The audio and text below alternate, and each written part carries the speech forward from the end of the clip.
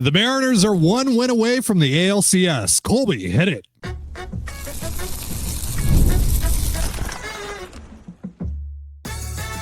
You are Locked On Mariners, your daily Seattle Mariners podcast. Part of the Locked On Podcast Network, your team every day. Ahoy, sailors. It is Tuesday, October 7th, 2025. This is Tudding Gonzalez and Colby Patnode for the Locked On Mariners podcast, part of the Locked On Podcast Network, your team every day.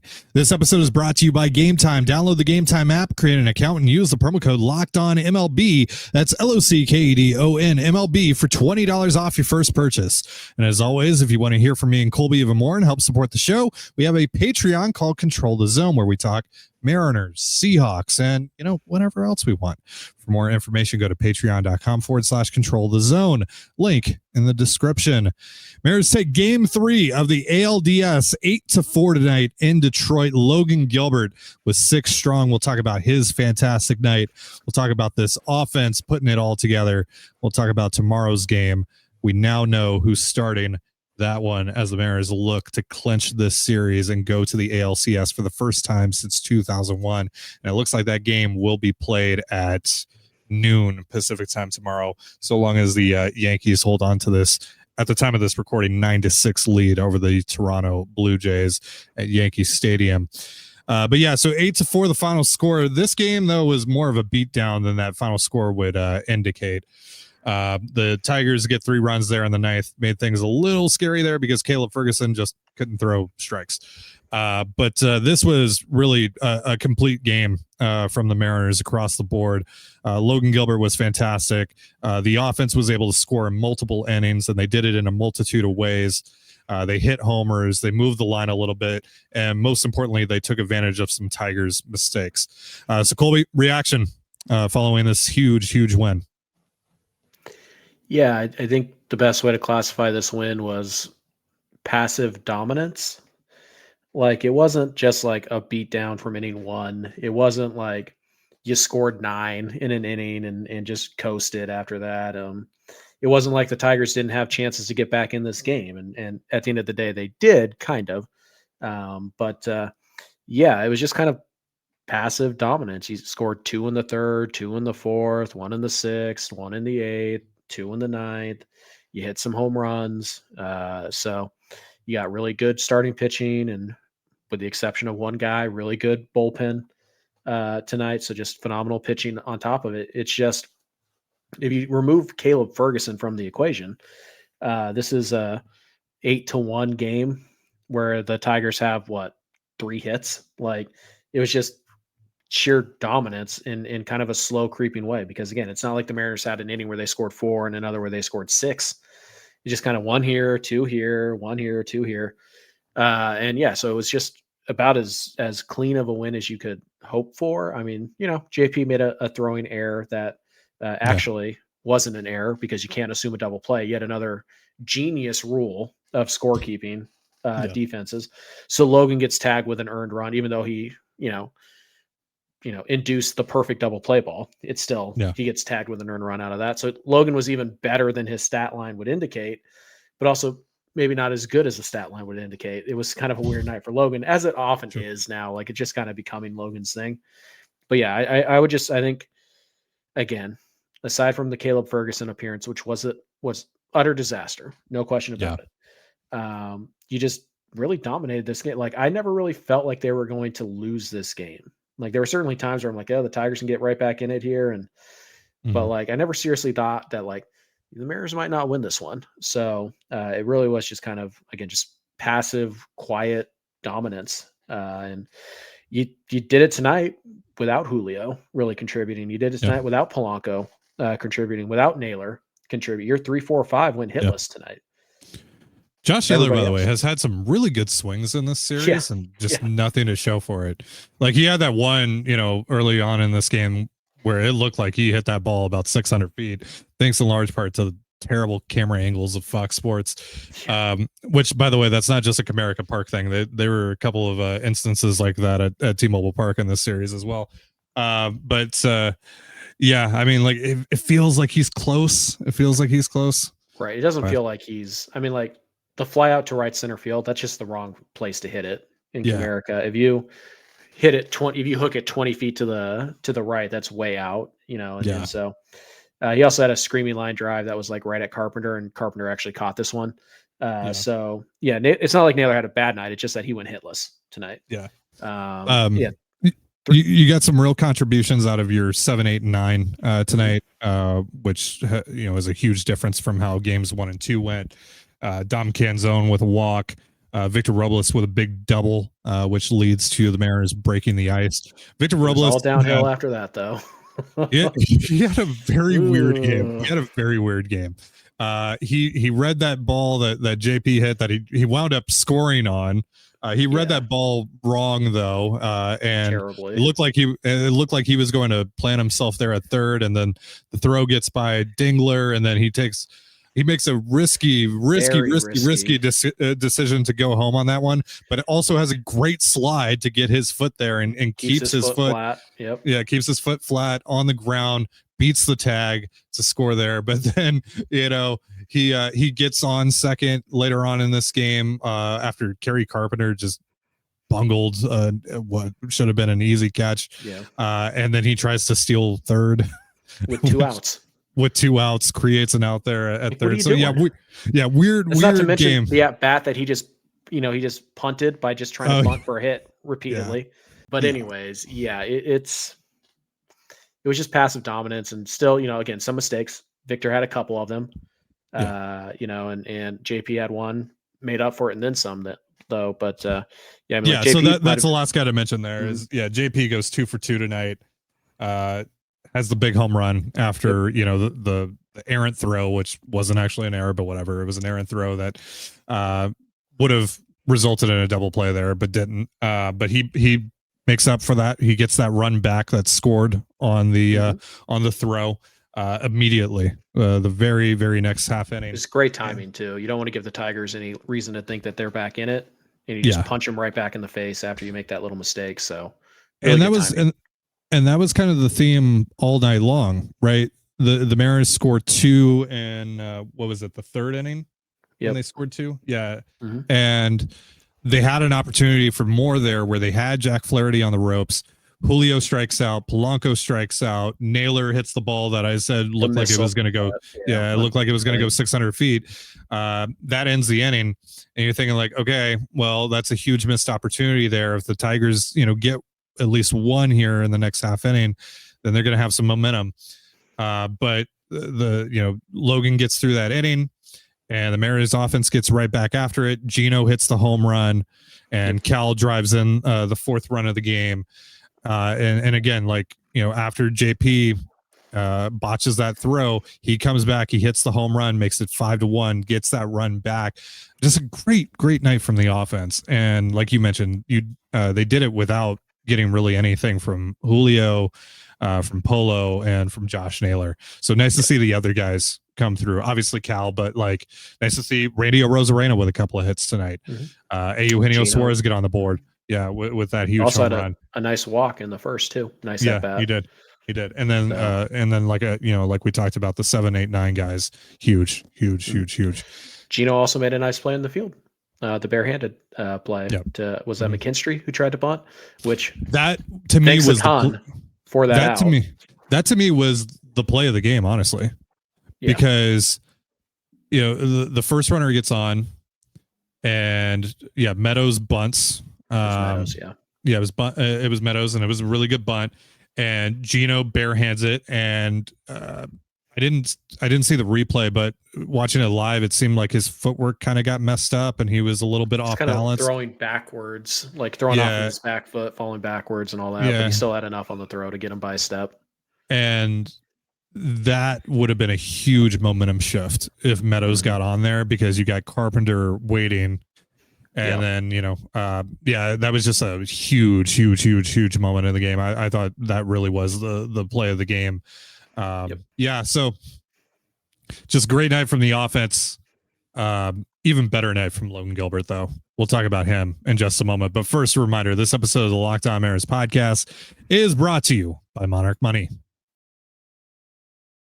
Most people can't name all their financial accounts or even what they're worth, whether it's 401ks, properties, or investments. And when you don't have the full picture, you can end up leaving money on the table.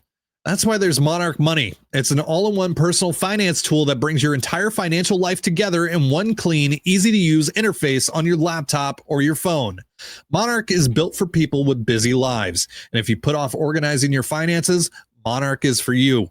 Monarch does the heavy lifting for you. You can link all your accounts in minutes, see clear data visuals, get smart categorization of your spending, and finally feel in control of your money without ever touching a spreadsheet. Don't let financial opportunities slip through the cracks. Use the promo code LOCKEDONMLB at monarchmoney.com in your browser for half off your first year. That's 50% off your first year at monarchmoney.com with promo code LOCKEDONMLB. And you're listening to the Locked On Mariners podcast. For instant reactions following every Mariners playoff game, be sure to tune in to the Mariners postcast with Anderson Hurst and Christopher Crawford, available on both the Locked On Mariners YouTube and podcast feeds. So all last week in the lead up to this series, we talked so much about our concerns about Logan Gilbert's inconsistencies and his inability to put guys away in a timely fashion all year long. But tonight, he did just that more often than not, and did so with, frankly, not that great a command. But there were times over the course of this start where we saw the Logan Gilbert we know and love. He had some nasty moments. I mean, even in the first inning where he was leaving a lot of stuff over the plate, they were getting good quality contact off of him. He bullied Riley Green with a couple of disgusting splitters to end that inning.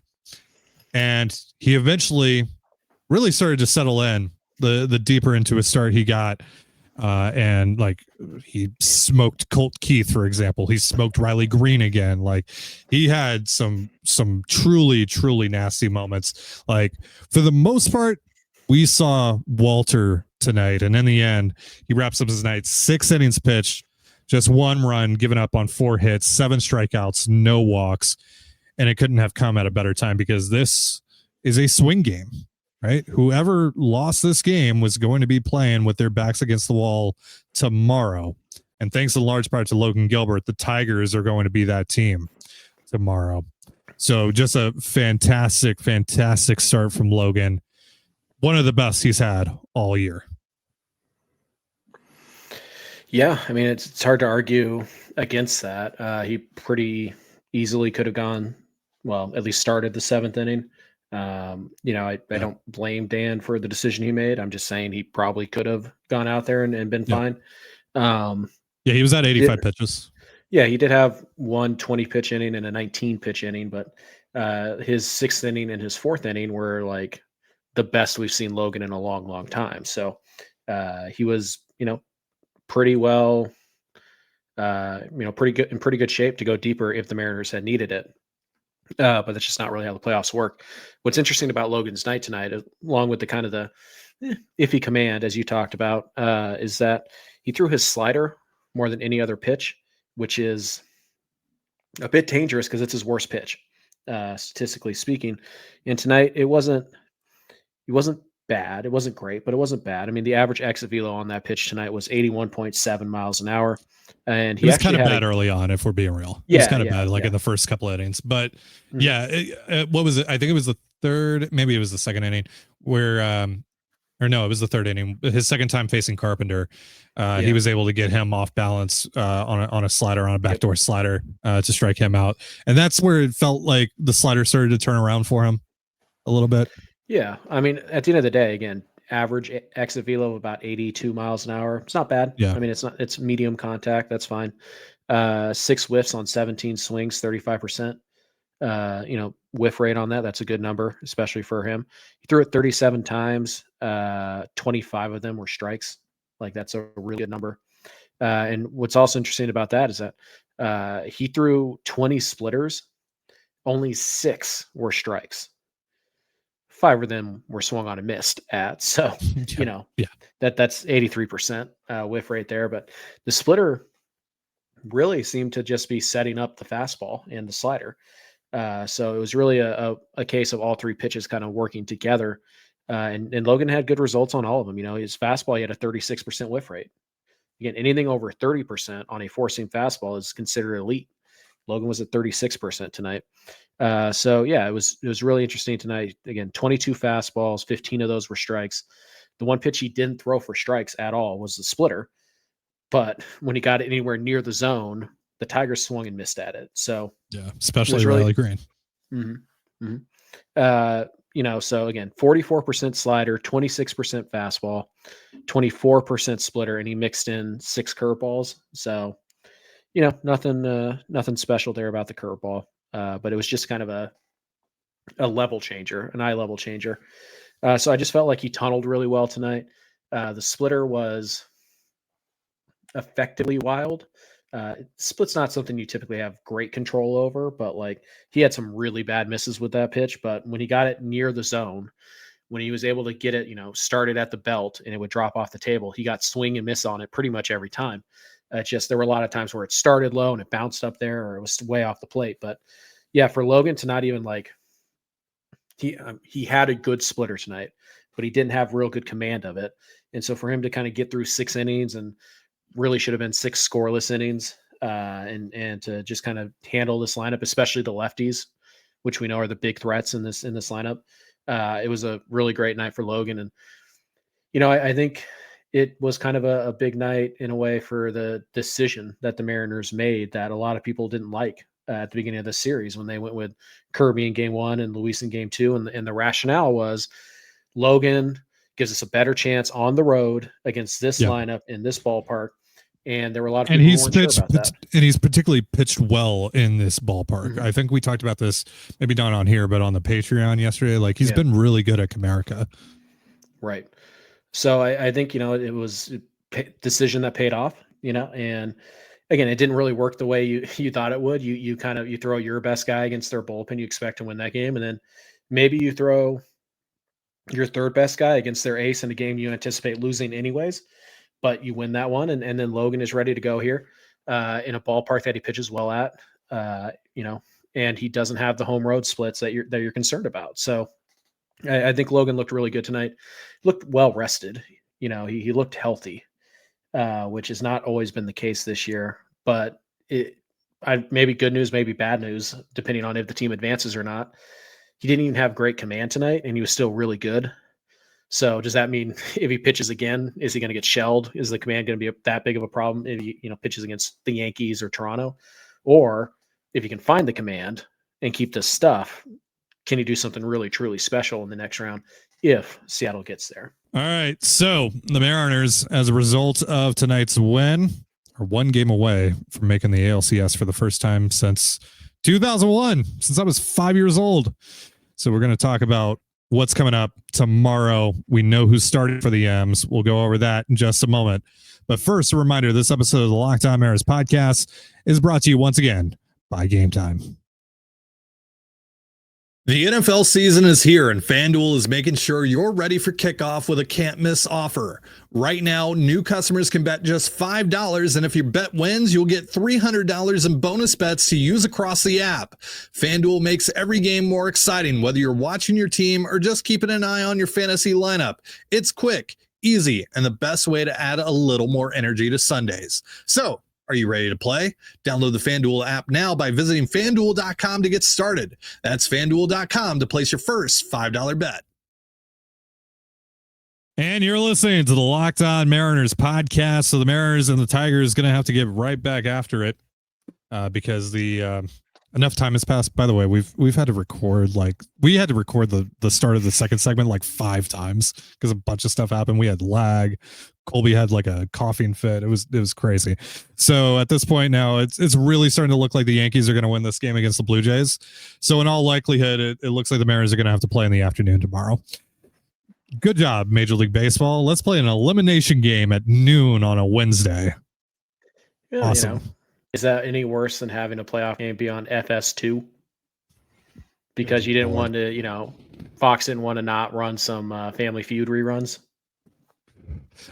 By the way, we didn't even talk about that. The Mariners won a rain delay game. This is their second game they've won in which a rain delay happened on the same day. The other win also came in Detroit. Yeah. 3-hour rain delay. And then this game started with a challenge on the first batter of the game. It was quite a day watching this play out, but the Mariners seem to really like hitting in Comerica, and hopefully that continues tomorrow. Yeah, let's hope that they can do that one more time tomorrow to secure a spot in the ALCS, which will still likely be against the Toronto Blue Jays. Sure. The Yankees heavy favorites still. Again, it looks like the Yankees are going to at least win one game here. They were down 6-1 at one point in this one. So, hey, maybe they built up a ton of momentum coming back down, 6-1, and maybe they can go on a little bit of a run here. I mean, that would be good for the Mariners if they are going to advance. If the Yankees and Blue Jays went 4 or 5, just the deeper that series goes, the better for the Mariners. I mean, like it couldn't hurt. So yeah, but job's not finished.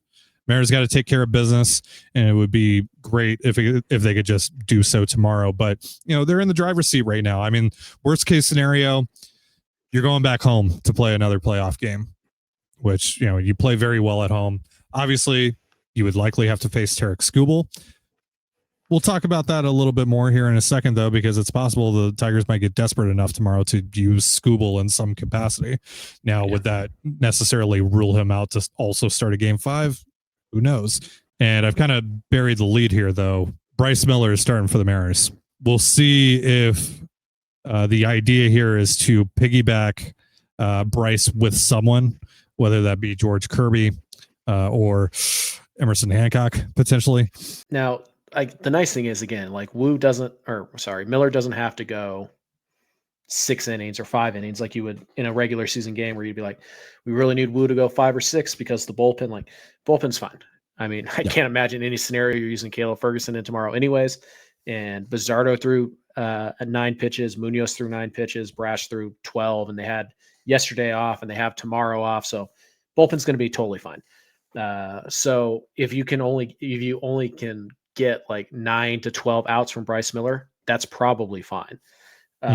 But yeah, I don't know what to trust. I don't know what to count on from Bryce. He has been mostly bad this year, although a little better in some of his recent starts.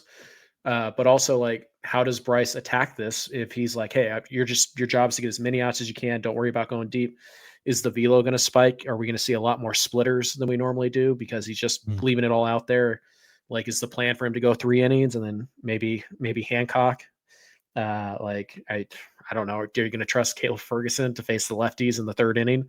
Absolutely not. Absolutely not. I mean, I don't think Hinch will pinch hit all the righties in the 3rd, but maybe he does. It's an elimination game. But it doesn't matter. Like, can Caleb Ferguson throw strikes? That's the bigger issue. But he's a veteran. He's pitching a lot of playoff games. Probably not, but you would think that a veteran would maybe throw strikes up 7. But whatever. All the thing, like, you had told me that the Mariners reliever wasn't going to throw strikes tonight, and told me Matt Brash pitched, I would have been heavy on that. But sure. Yeah. But anyways, I don't feel great about it. Now the nice thing is that Detroit, because you won this game, their backs are against the wall. They're probably going to have a pretty quick hook on Mize. They might go to Skubal in this game, which would more than almost certainly knock him out of a game 5 scenario, at least as a starter. He's not going to throw 50 pitches tomorrow and then throw 110 on Friday. But, the bullpen, we know the Tigers bullpen's not great. They didn't have to use any of their big arms tonight. Well, they really kind of only have the 1 or 2, but the Mariners offense really likes sitting in Comerica. The Tigers bullpen is really not good. Casey Mize has been wildly inconsistent in the second half. So there's an opportunity to jump on him here. So it's definitely a winnable game. My concern is more on the pitching side. Like, how do you get to Bizzardo, Spire, Munoz? Yeah. Like, if you can get to them with a lead, I feel really good. But how do you get there with Miller and probably Hancock, maybe Kirby? We'll see. I don't know. So, I just, because I'm not quite sure how they're going to handle the pitching staff tomorrow, I don't feel great about it. But again, you are a better team than Detroit. We've said that constantly throughout. You do have a big advantage because you're up 2-1 right now. And, your team really likes hitting at Comerica, and they've crushed it every game they played there. And yeah, so I think overall, I feel pretty good about them advancing. I hope it happens tomorrow, but I have real concerns about what Bryce Miller is going to look like, how many outs he's going to be able to give you. And if he can't give you enough outs and is it possible that he has a negative impact on a potential game 5? Maybe. But then again, also, what are the Mariners' alternatives but to start Bryce Miller? Yeah. So, I mean, Kirby on short rest. You're not starting Kirby on short. Not when you're up 2-1. Yeah. Again, could I see him, being asked to throw 35, 40 pitches in the middle of this game? Yes, I could see that. But like, hey, George, we're going to start you and you're going to throw us 80 pitches. Like, that's not going to happen. I think tomorrow is the day that George Kirby would typically throw a 35 to 40 pitch bullpen in between starts. So he could, in theory, do that in the game. Yeah. And that could be the plan. And if he doesn't have to pitch in the game, he can throw his bullpen, after the game or, in the tunnels, in the dugouts or whatever, blah, blah, blah. Yeah. Like, you can do stuff like that, but you're not going to ask George Kirby to go out there and throw 75, 80, 90 pitches on 3 days rest. It's just not going to happen. What I'm talking about is like asking Mooney to go 2 tomorrow. Right. Probably. I think you can do that. Because you have the off day Thursday if things don't go your way. And if things do go your way, you have Thursday, Friday, and Saturday before you have to play game 1 of the ALCS. Mm-hmm. Oh, absolutely. Yes, I think should they be willing to stretch Spire and Munoz and Bizzardo to get more than 3 outs? Yeah, absolutely, because you have the day off. Yeah.